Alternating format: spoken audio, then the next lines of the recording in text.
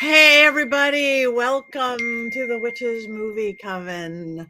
It's Wednesday. It is time to talk movies and witches in movies and get your black goat, hug your black goat really tight because some of us are in scary places right now, calling from Los Angeles, and we have cold in the east and fires in the west and everything in between. But the show must go on. I am Patti Negri. I'm honored to be one of your hosts. And Inferno blessings. Yes, I just found out I might be having to evacuate. So if I run off, the rest of you are in charge. Leave Black Phillip. He'll be running things. Do I evacuate the goats? I don't know. I do. Okay. Anyway, I am one of your hosts. I'm going to be completely discombobulated tonight. I forewarn you right now. It's been that way all day. Let me have them introduce themselves. My beautiful, lovely, and I love them so much co-host, starting with the lovely Heather Greene. Hi, I am Heather Greene, and I am in the South where it's cold and not going to evacuate, but I am snuggled up here near a heater. And I am an author, and I am a journalist and an editor at Llewellyn, working with wonderful authors who write witchy and occult books every day. And I'm happy to be here with my coven to celebrate Jason's birthday and to start out 2025. Yes, indeed. Well, since you did mention his birthday now, let's go to the birthday boy himself, Jason Mankey. I mean, I have to start by saying I love scotch. Scotchity scotch, scotch, scotch. Here it goes down into my belly. I've written many books, and my house smells of rich mahogany. And I don't know exactly how to put this, but I'm kind of a big deal. And he is. And now, how about the beautiful Courtney Buckley? Oh, that's me. Ladies and gentlemen, can I please have your attention? I've just been handed an urgent and horrifying news story. Courtney Buckley has arrived tonight with 13 pages of notes. Yes! In honor of Jason's birthday. So Patty, if you need to be discombobulated, babe, I got this. So we're good to go.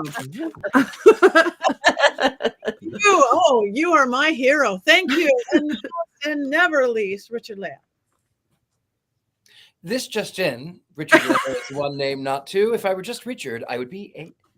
That is right, ladies and gentlemen. We are coming to you live, not dead, from the other end of the world. I am in the cold South, where, of course, we have the winds coming in from the north, and we also have the winds coming in from the south, creating a current right here where we are discussing today's show. But yes, I am known as the gentleman psychic. I'm a little bit of everywhere. I am easy to find. That is what I say. That's my story. And back to you in the studio. Thank you very much. All right. Thank you all for joining in. Please jump in the chat room. We want your opinions on this. Even though Courtney has 13 pages, she's just making up for me tonight. This week's movie, Anchorman, because it's Jason's movie and it's Jason's birthday and it's Jason's choice. Sorry, I apologize in advance. I did get an email. I did get a message this week. Anchorman. The only one I've been able to find is a Will Ferrell movie. Is this really what you're watching for Movie Coven? And I was like, yes, absolutely, it is. Well, in honor of your birthday, I did come prepared not just with quotes, but 10 reasons why Anchorman is in fact a witch movie. So I will share those with everyone later. I've just been excited about hearing the unbiased synopsis since I found out we were actually going to do this. I mean, I am ready. I am so excited about this and Heather's 5 things, because what is she going to say about this film? I mean, this is a treat for me personally. I am giddy. I'm going to drink some more scotch. All right. Well, speaking of the unbiased synopsis, Richard-Lael, the show is yours. So let us begin.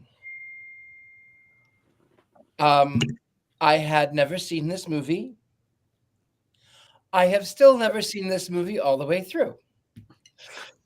So I will, because I love Jason, I will never, as they say, yuck someone's yum. I will instead say this. It is a story about an Anchorman in the 1970s. I hear the fuzz. Okay, good. The static on the television is corrected. It is the story of an Anchorman in the 1970s and his less than intelligent co-hosts in a male-dominated arena. And Christine Applegate plays sort of the woman who is the first on the scene. And from what I gather, there's something about monkey pit or something. I looked that part up on Wikipedia because, again, I didn't watch the whole thing. And something about they fall in love, but I don't know. That was where I turned it off. I was literally in the halfway point. And I love you, Jason, but I pushed myself halfway. I watched half of this movie. That's all that I can give. I am not disappointed. I did not expect you to get through this movie, my friend. I did not. You made a valiant effort. You did try. A for effort. Thank you. I'm sorry. I keep muting because my phone does not stop ringing. I apologize. So I'm going to be muted a lot.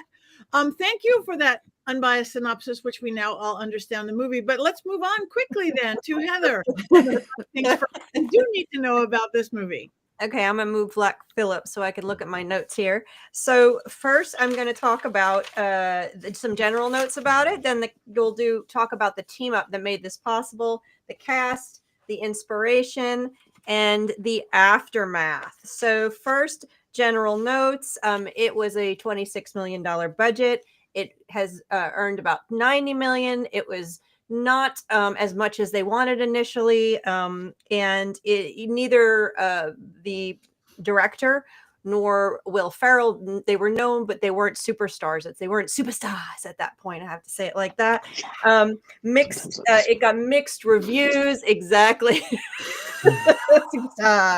It got mixed reviews, but it's since become a classic. It's since considered one of the classic comedies, especially related to Will Ferrell. So this was came out in 2004. Of course, it didn't do as well, so we didn't see anything in terms of a sequel until a bunch of years later, as it kind of grew on people, so to speak, right? An acquired taste, perhaps. It also so then the team up. Let's talk about the team up. So let me just get to so we have a team up between Will Ferrell and I can't read my handwriting. Adam, producer's last name, please, because I can't read my handwriting. McKay. McKay, thank you. There you go. Adam McKay. Yes, Will Ferrell and Adam McKay. He's the director. He also co-wrote this was the first team up they had. They had a number of team ups after that. Talladega Nights, the other guys, the second one of this movie. But they didn't originally want to do this one. They originally had a movie called about a car dealership. That was Will Ferrell's character. He was going to do a whole thing, a shtick. It didn't pan out, and then he saw an interview with a 70s news anchorman and said, "Ooh, that's my character." So they derived this movie around that. And the first script was very different, apparently. They had a news anchor. Well, I haven't gotten to him yet. Hold on. Wait a minute. They had a whole different story about a news anchor team that gets stranded in the desert. There's the singing sharks, and there's ninja orangutans that attack them, and all kinds of other things. That was panned, and the studio said, "No way, redo it." They redid it, and this is what we have. I want that one. I know, right? A whole singing number with attacking sharks and stuff. Obviously. I'm like, I don't know. It's like Sharknado meets, I don't know, something. Meets The Killing Tree. Take all my money. Well, you can write them and request a new version, perhaps an Anchorman 3 in the wilderness. So then let's talk about this cast. Now, I could go on for hours about the cast because there's so many people that are notable in here or known in here, but I'm going to kind of contain it to some of the major faces. Of course, Will Ferrell. He's won 6 Emmys. He started in SNL, which is why we have to say he's a superstar. And he started around that same time in the late 90s. Most recently, I don't really have to give him a whole lot of notoriety. We talked about him in Bewitched, which is not one of his best movies, in my personal opinion. He's most recently in not Depeche Mode. What? No, He's playing cowboy. He's playing cowbell in Depeche Mode. Fantastic. Yeah, cowbell in Depeche Mode. Despicable Me. You can see I can't read my own handwriting. He was also the producer and in Barbie more recently, and he is starring in a movie coming up this month called You're Cordially Invited with Reese Witherspoon. But he's been in a ton of stuff. Most people know him. He's very familiar, and he's very well liked, apparently, from my understanding.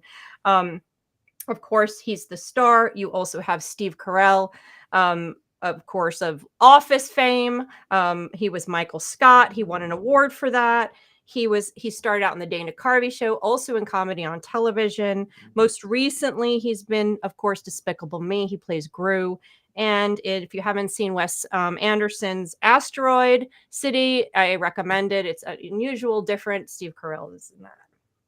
Another one that probably doesn't need too much, Paul Rudd. Paul Rudd is Ant-Man. If you don't know him otherwise, he is also started out in the early 90s, I believe, in TV and commercials.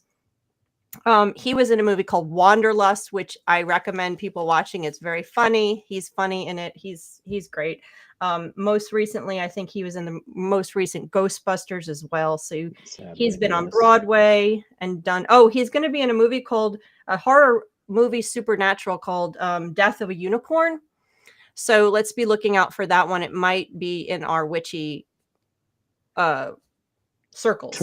Terrific also in Only Murders in the Building, which he has a big role in season 3, and he comes back in season 4 too.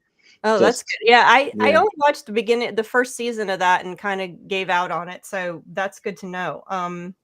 Yeah, he's been in a ton. All these guys, he's going to be in a ton of stuff. And do I continue? The fire. So we're going to close the show for right now. It's on Laurel. So I guess we're going to close the show for now. Or should we? Happy birthday, and we'll just pack in just in case is what we're hearing from the producer. Okay. Yeah. So can we say what we're doing next week really quickly for those of you? Yeah. We have the Serpent and the Rainbow next week since we have to close the show down. So everybody go ahead and watch that one for next week, and I guess you'll hear from us on what's going on. Everybody be safe. Patti, be safe. I love you all. Be safe.